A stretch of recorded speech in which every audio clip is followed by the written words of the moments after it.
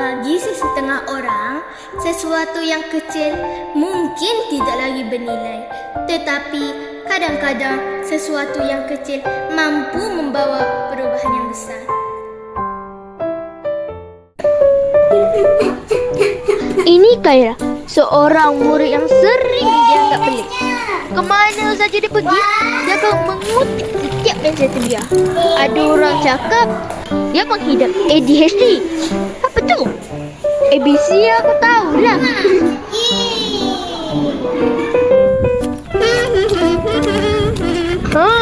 Tengoklah.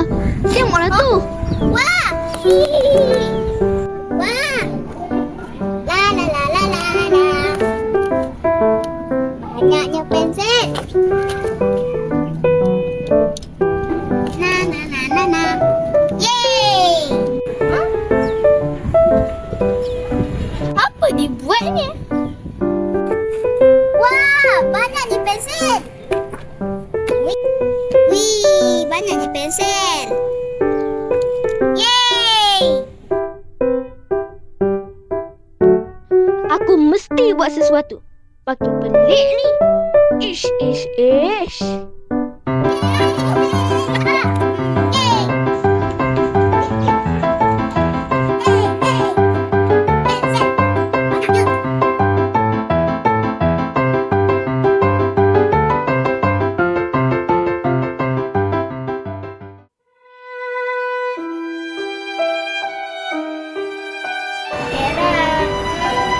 Pensel! Yeay! Semakin hari, aku semakin mengenali Khaira. Dulu, aku fikir dia pelik. Aku tertanya-tanya, kenapa dia sanggup mengutip pensel yang orang lain buang? Kau apa ni? Benda kecil pun boleh membantu seseorang.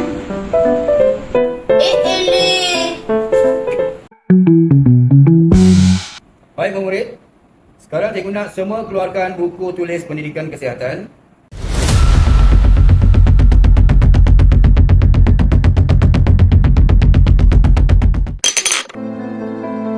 Kenapa kau masih tolong aku?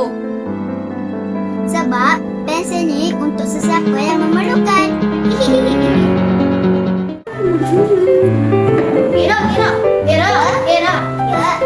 Aku nak bagi tahu kau. Pensel yang kau bagi semalam, tak tahu nak gimana. Tak apa. Barang boleh hilang.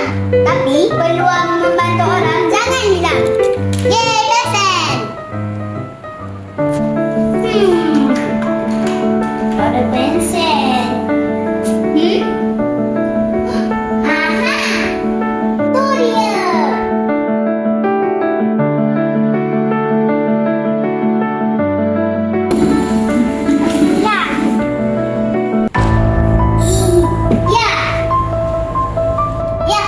Ya.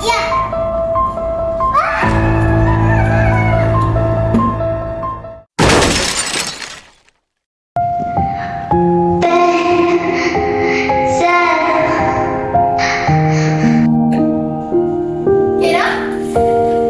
Weh, Kira bangun. Kira, bangun Kira. Kira? Cikgu, tolong. Kira pingsan.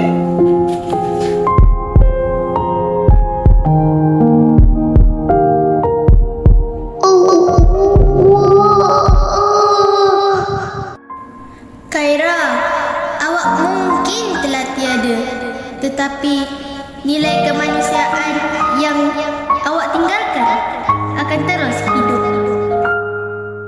Perjuangan ini bukan lagi milik seorang insan, tetapi milik kita semua. Khaira yang kusayang. Kini aku baru faham. Dunia akan menjadi lebih baik jika setiap tangan sudi menghulurkan bantuan, walaupun hanya dengan sebatang pensel.